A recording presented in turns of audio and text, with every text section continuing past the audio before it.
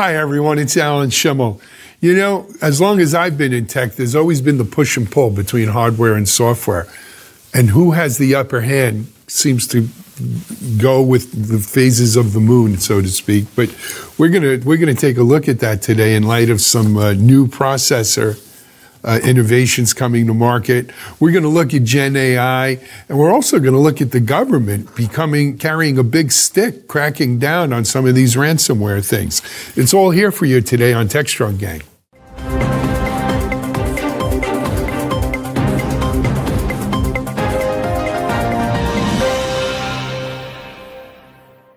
All right, welcome to the Techstrong Gang.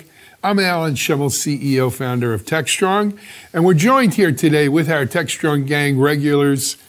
To my far left, our Chief Content Officer, Mike Vizard. Welcome, Mike. In between Mike and I, our Echo Insight, sustainability, and all-around science kind of person, Bonnie Schneider. Bonnie, welcome. And joining us from Colorado, our CTO and Principal Research Analyst at Techstrong Research, Mitchell Ashley. Hey, Mitch, welcome. Good morning, everybody. Okay. So, Mike, what do we have on the docket today? Well, let's get started with this announcement from ARM where they're talking about their next generation of processor architectures that they plan to build with partners, because they don't kind of build anything. They just work with partners who do all the manufacturing for them. But it's interesting to me that this is one of the latest announcements where it's heavily about the energy consumption. It's about how much these processors are kicking off in terms of watts. And I feel like every time I turn around now, somebody's talking about their energy and the infrastructure and how much that kicks off. And I know this is an area you track, but what's going on here? It seems like, you know, if people care? Yeah, people care. Well, I think people they want their architecture to be as proficient as possible, get as much done as possible, but the problem is the draining of the energy sources. So now ARM found a way to do that where they're minimizing energy sources, and really, by using less energy, they're improving the output of kind of reducing carbon emissions. And that's the overall goal for most of these companies. So if there's a way to do that while still keeping the output at what they want in terms of proficiency and productivity, they're absolutely going to go for it. And that's why we're seeing more and more companies moving in this direction. All right. Mitch, do you think people are equating cost and energy just yet? Because it seems like sometimes I wonder if, you know, outside of Europe, we're just checking a box and going, yeah, okay, thank you very much. But I mean, how real? You're paying the light bills in a data center, you definitely are. You feel it there. But these devices are also made to go at the edge, right? These are for a lot of network processing kind of things. And we've gone from specialized individual chips just to do one kind of packet filtering, processing, whatever it might be, routing and network equipment, to white boxing, common off the shelf Intel hardware. Now, where ARM's taking it is a much more power efficient kind of processing chip that it's more than just a CPU. It's a system on a chip. So it has its own memory. It has its own storage. It's kind of a computer on the chip is another word for it, in addition to SOC, where it can do everything locally. So it's getting on the bus and hopping and talking to peripherals that are less efficient and take more energy. So the more they can compact into a chip, the more efficient and power saving it can be. So it's definitely a trend. You see it with the Apple M1 and M2. That happens, as well as the A series chips on phones. It's a trend I think we're going to continue to see. There's nothing new about a computer on a chip. Even Intel was doing that some time ago. Interestingly, with ARM, as you mentioned, they don't own their own fab, right? Mm-hmm. They're strictly a designer, and then they use fabrication partners around the world, a lot in Taiwan, to build these chips. And that's very popular, and that was the dominant model for hardware in general. And then, with the rise of Intel and of course, NVIDIA.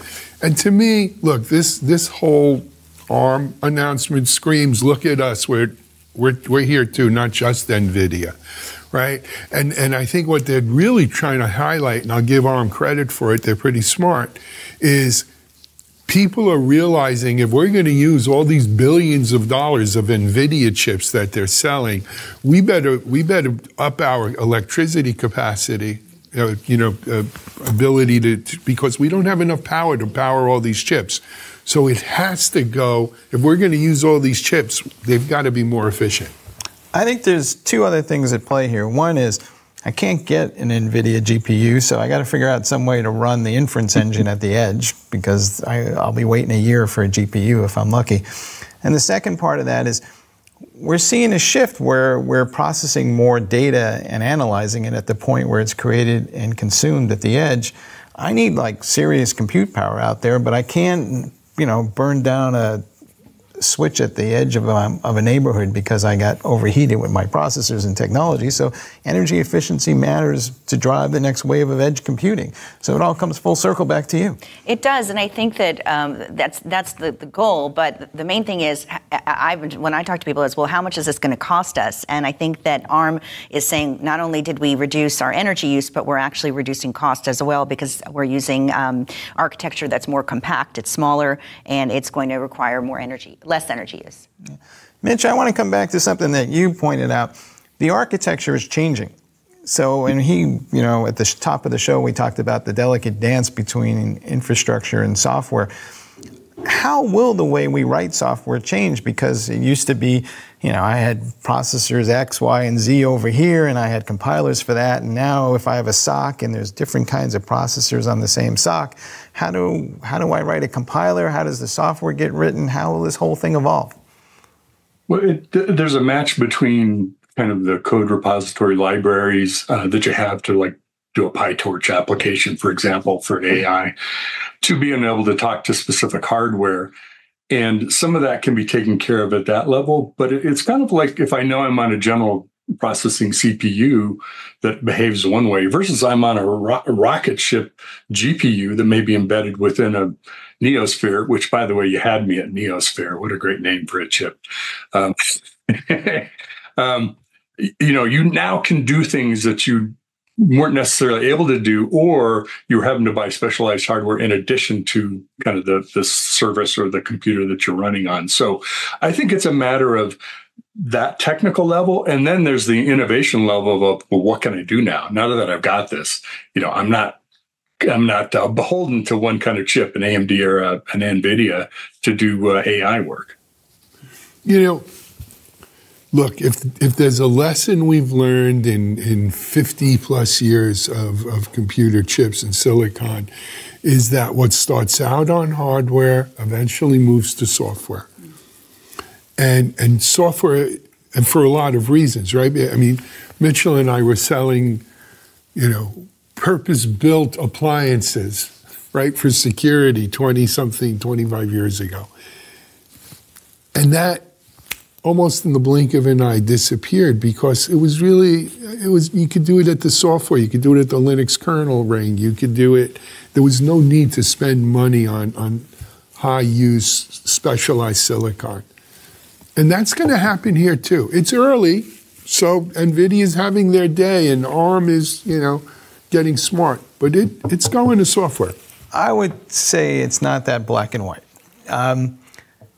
We see, originally hypervisor sat as software, and more of that moved into the instruction set of the chip. So some things move up in the software, but other things drop down all the way into the chip and the silicon, and that drives performance. Well, no, what happened is what Mitchell said, that what moved down is the chip became a computer on the chip, right? But the fact is, a lot of this stuff, the software, eventually more and more of it gets into the software. It's not the silicon. It's a delicate dance, as we say. As I said. Yeah, no, it goes. And because another way of looking at it is the more that we push up into the silicon, the more into the software, the more innovation we could do at the hardware, because now we have room at that hardware level to do more. Pack more transistors and do more calculations, floating points, and all that kind of good stuff. I think the one thing we can agree on is there's going to be a wave of app modernization here. We talk about this subject often, but we have a conference coming up where that's going to be one of the things that we... And that's what we want to talk about when we'll be right back. Sounds good. SecurityBoulevard.com is the leading resource for news, analysis, and education on challenges facing the cybersecurity industry. SecurityBoulevard.com covers all aspects of cybersecurity, including data security, DevSecOps, cloud security, application security, network security, security threats, and more. SecurityBoulevard.com has the largest selection of security content, featuring breaking news, blog posts, podcasts, and more.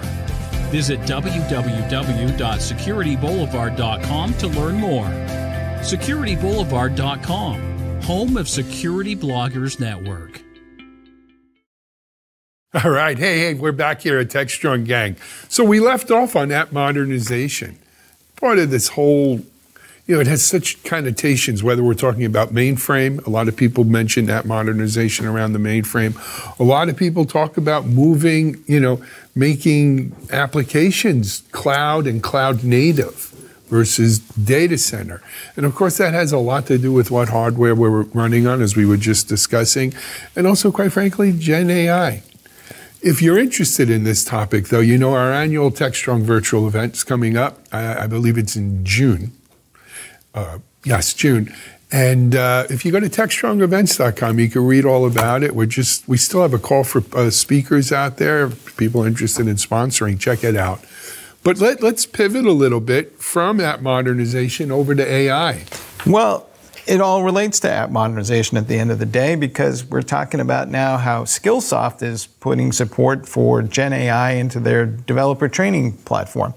And the idea here is that as you're training developers, Gen AI will pop up. They're working with OpenAI and offer suggestions and evaluate, what you've done for coding, and maybe even throw you a test and certainly give you a summarization of the issues. Mitch, do you see that level of training required to master Gen AI, or is this just more of a hands-on thing? I know you're a hands-on guy and you just kind of dive in and figure it out on the way as you go. I mean, how much training are we going to have to give developers and DevOps teams to work with prompts and master all this stuff? Yeah, I think you talked about it, learn it as you go, right? There's a certain the things that do prompt completion or code completion, where it fills in the rest of your code or a line of code, those are pretty straightforward to use in the copilots and the things that are in IDEs. I think the next step is you need some knowledge, especially if you're a more junior developer. You need some knowledge about how to figure out to write prompts to write code, just like we do whether we're using ChatGPT or DALL-E or whatever it is. And that will get more sophisticated as well. But I think the idea of building that into our training is a great move, because let's equip people right up front. Start them out that way. Here's how you do this. Take advantage of this. And here's the other things you don't do without AI.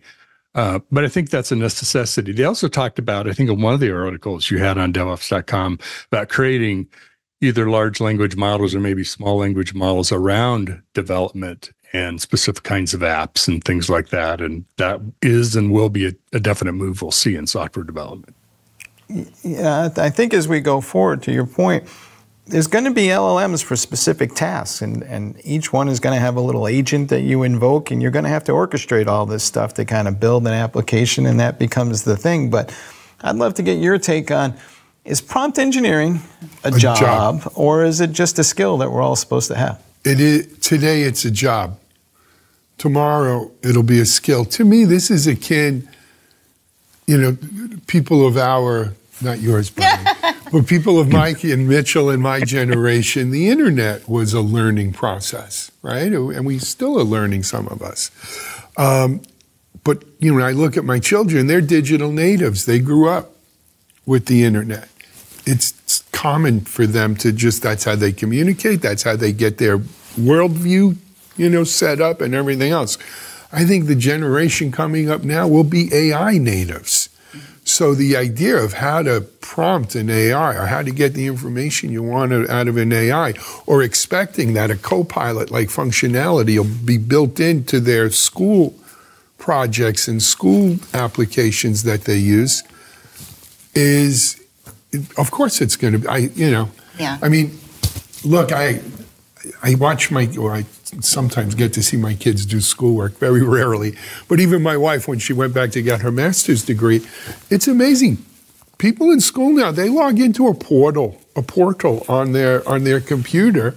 Their apps are in there, and they're all preloaded, and they're also, quite frankly, guardrailed so they can't do what they're not supposed to do to a certain extent. Of course, they're going to have AI built in there.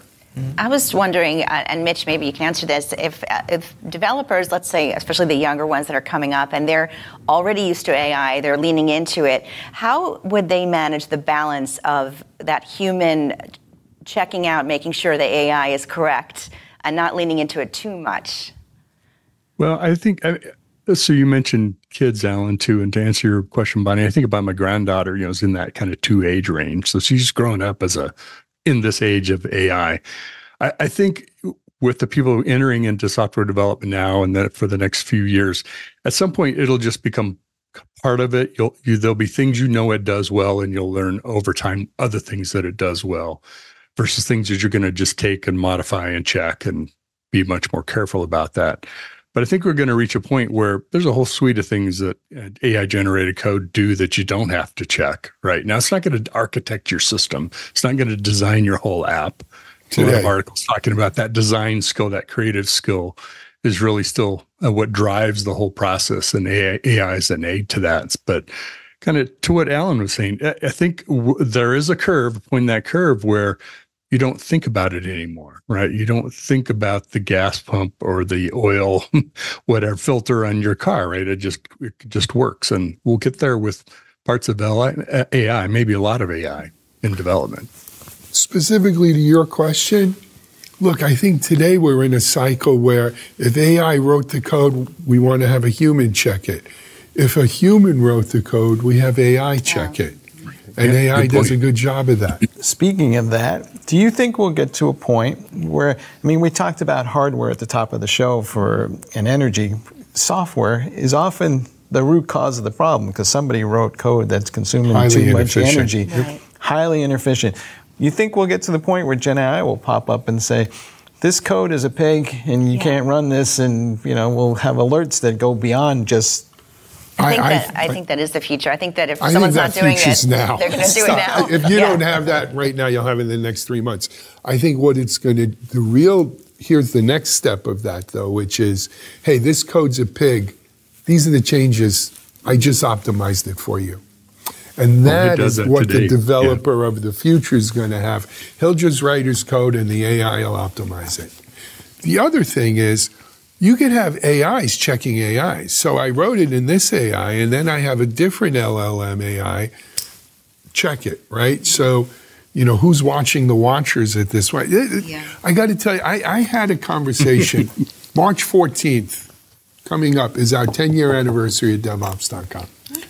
I had a conversation with, not Andrew Schaefer, the other co-founder of Puppet. Is it Patrick Dubois? No, Patrick's is DevOps, but no, he's the other co-founder of Puppet.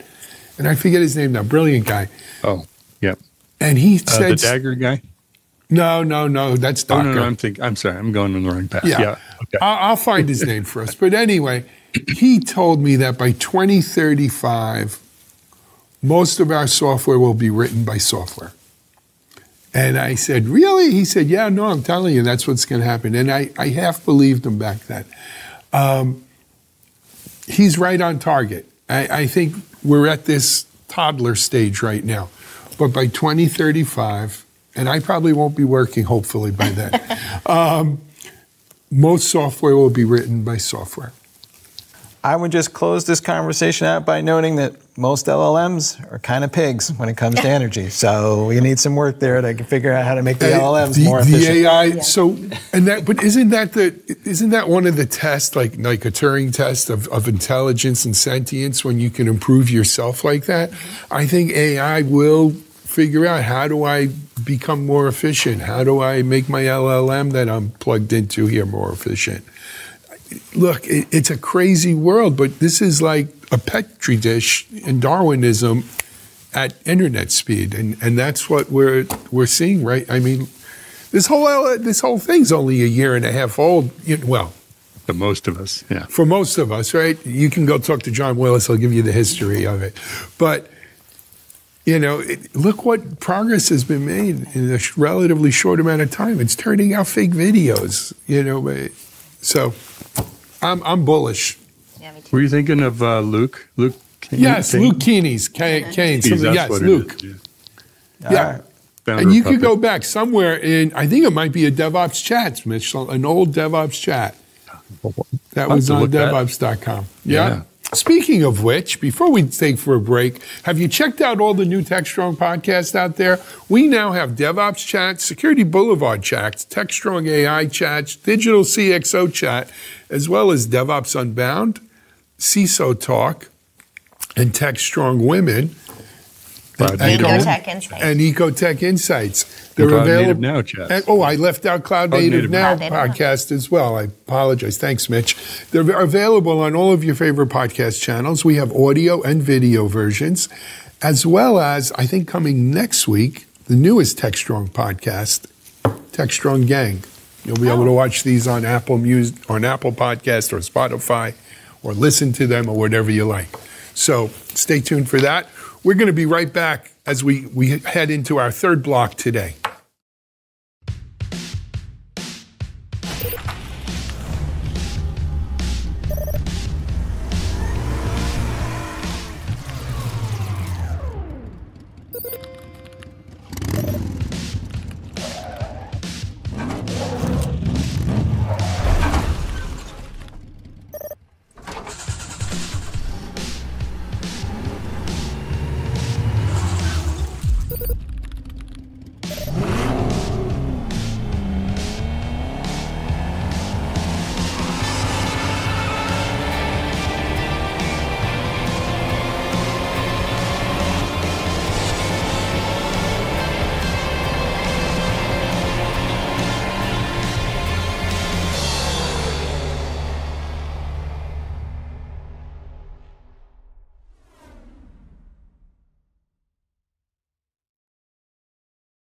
All right, we're back for our third segment, and we're talking about how the government took down these Lockbit ransomware folks. They seem like they're getting a whole lot more aggressive as of late. There are even bounties on cyber criminals. Why, it's just like the G-Men and John Dillinger. What do you think? Bonnie and Clyde, yeah. Not this Bonnie.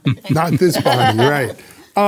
Hallelujah, that's what I say. I mean, we need to do something, and it's great that the U.S. is doing it. I'm assuming that they're working hand in hand with Interpol and some of the other. I think UK did most of the heavy lifting. Yeah, and because this is, look, it's going to take a global effort. These people aren't contained in, nation-state borders.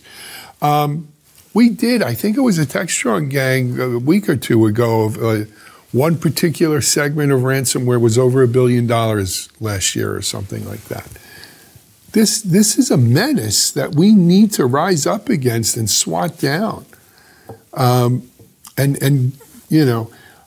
we aggressive? I think we're not aggressive enough, frankly. Some of this, I'm sorry, I just want to say that some of the strategy that they're doing differently is not just going after the people that are doing it, but targeting the leader, because if they target the leader, they can have a better effect of breaking it down. And there has been a global effort in this one as well. I'm a little concerned about it. I was having a chat with some folks, and they're like, it seems like they're going after the big star criminals, just like Hoover did with the big criminals of the day. Meanwhile, banks were robbed left, right, and center by smaller criminals that no one ever heard of during the Depression, and now it seems like the same thing is happening. It's like basically all these big star names branded cyber criminal syndicates will just go underground, and they'll be like, I don't really want that level of fame. Two things to that. I'm sorry, go ahead, Mitch, you go first. It reminds me of kind of how we go after terrorism, right? There's big groups, well-named groups that we know governments go after. And now they're actually offering rewards. Like I think the U.S. did, a $10 million reward for Black CAT, right? And you're right, they're going after the head instead of trying to, get all the little parts at the bottom of the tree. So it seems like we're taking a similar strategy to that. And I know there's an argument to be made, and Mike, I know that I'm making this argument of go for the biggest fish you can get, because you'll get the most things for that amount of effort, most problems solved, most crime, taken out of the ransomware equation. I'm not a law enforcement person, can't tell you if that's a viable strategy or not, but that seems to be what we're doing. So I think the better analogy than to G-Men and Hoover and the Bonnie and Clyde era is the drug cartels, right? They went after the cartel and the cartel leadership. And the thing that makes this kind of thing more like that and less like the Bonnie and Clydes is don't think that all of these ransomware activities are not related. The fact is, Ransomware Inc., right? It's like Murder Inc. or something like that.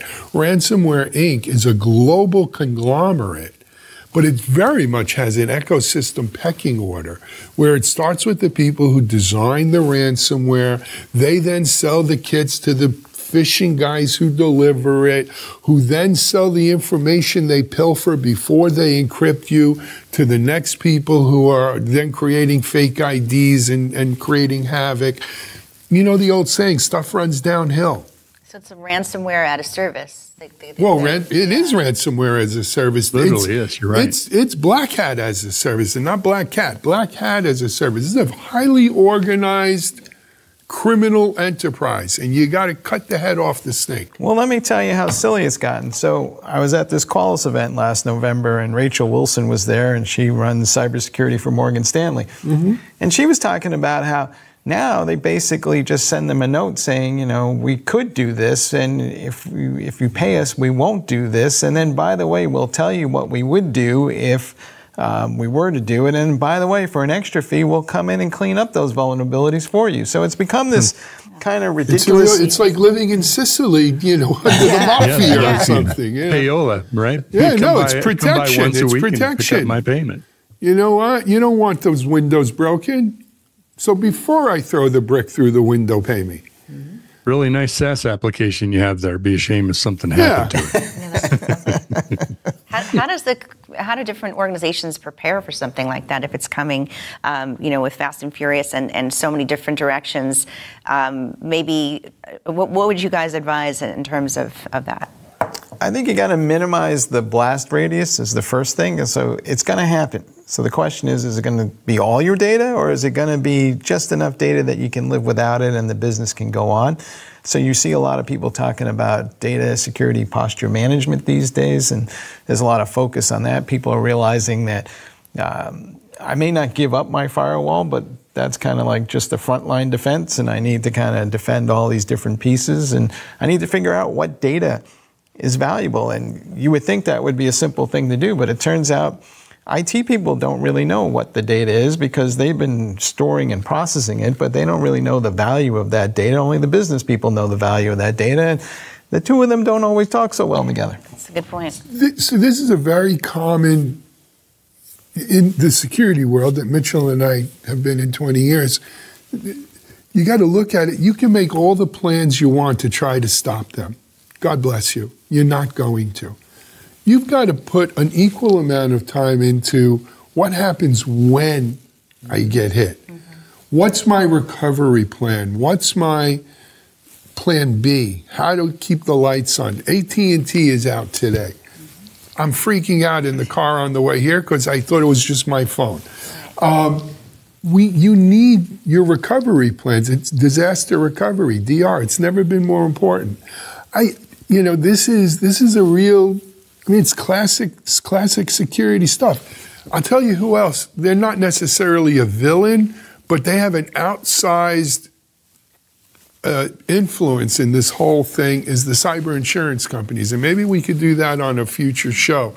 But they're the ones who are dealing with the ransomware, negotiating with the ransomware people. They're the ones who are deciding to pay or not to pay because they've dealt with these people so much.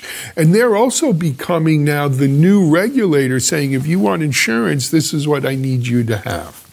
How far should the government go? Because recently there was an example where they got a court order, and because somebody in Russia took over a bunch of routers in people's homes, the government went in and fixed all those routers on behalf of national interest, and most of the people who own those routers didn't even know it was probably happening. They just kind of got a court order and worked it out with the service providers, and away they went. Why don't they just go the full 9 yards and say, hey, let's just start fixing stuff there when we discover vulnerabilities versus just sending me a note saying, you ought to do something about this? That's what they do in Beijing. I don't want to live in Beijing. Right.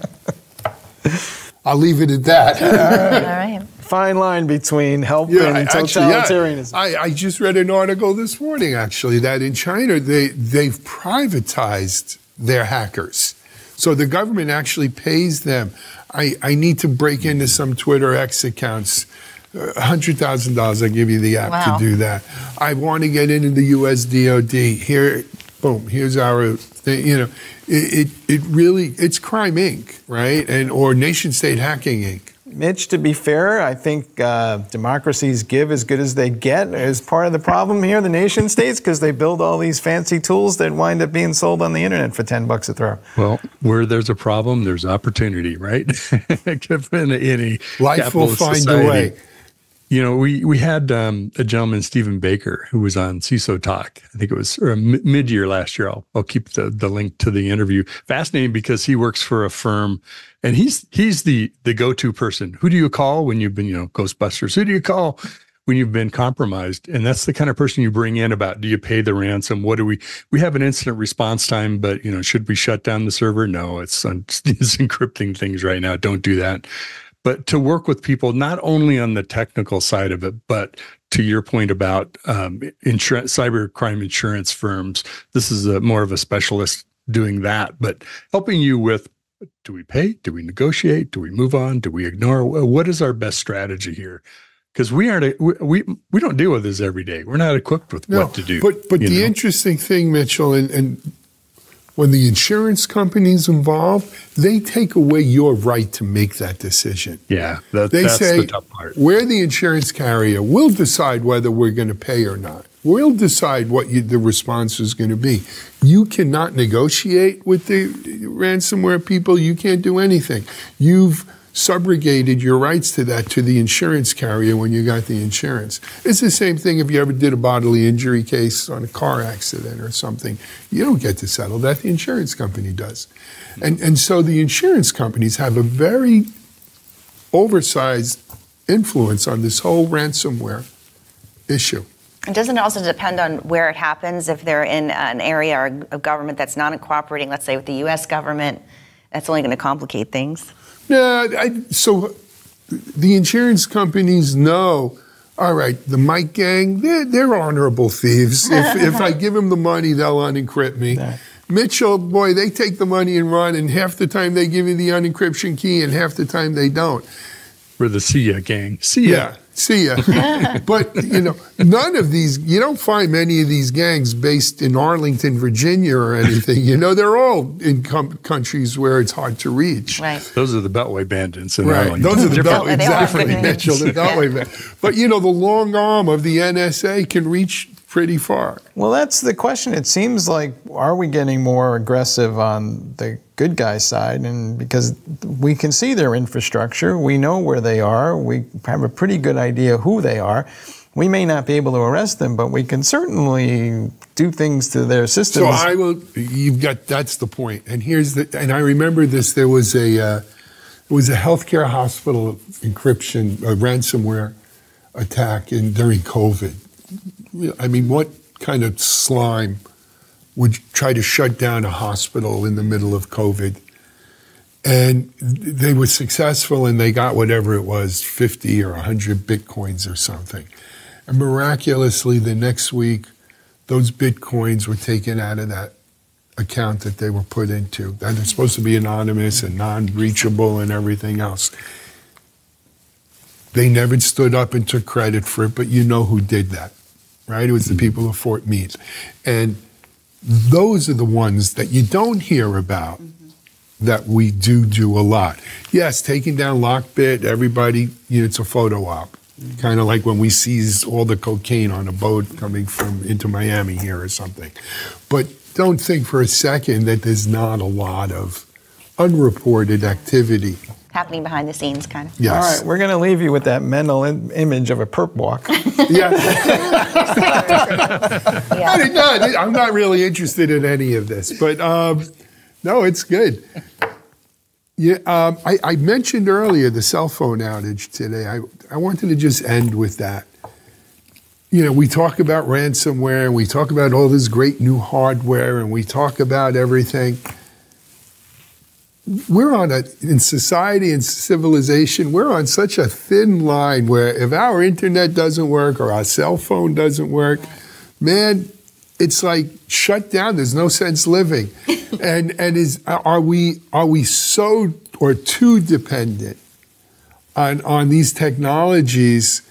And you know, we talk about digital natives and AI natives.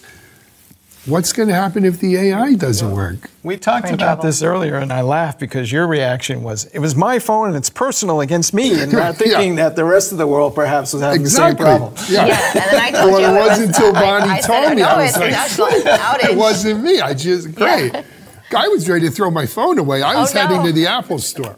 But anyway, something to think about. We talk about, not if, but when.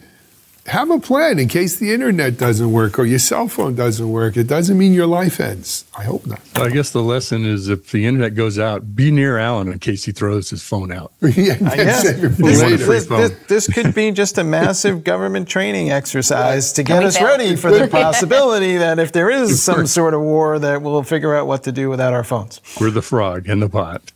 Yep. Anyway, I think that's going to wrap up Techstrong Gang for today. Hey, don't go away, though, because we've got a full couple more hours of Techstrong TV, interviews, sessions, learning, good times. Stay tuned. But for now, this is Alan Schimmel from Mike Vizard, Bonnie Schneider, Mitchell Ashley. We're the Techstrong Gang. We're out.